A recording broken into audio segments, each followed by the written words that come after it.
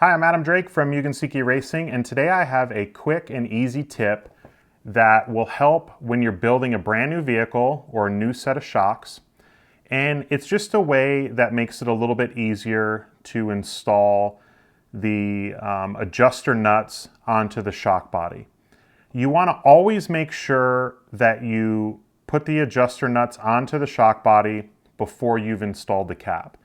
because you want to always start threading the adjuster nut from the top and threading it all the way down. The reason for that is because the way that the adjuster nut is machined and also the positioning of the O-ring,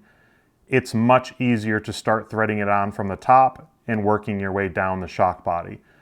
If you start from the bottom of the shock body and then back the nut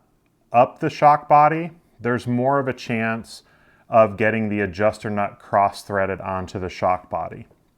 With some of the other vehicles,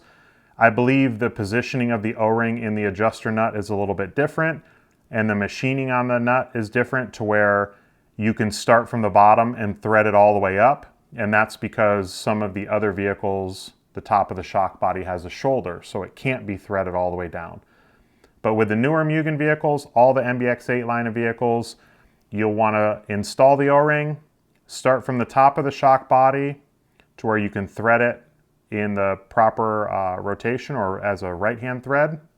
and screw that adjuster nut down the shock body. And then from there, you'll want to always make sure that the adjuster nuts are at the same position from right to left.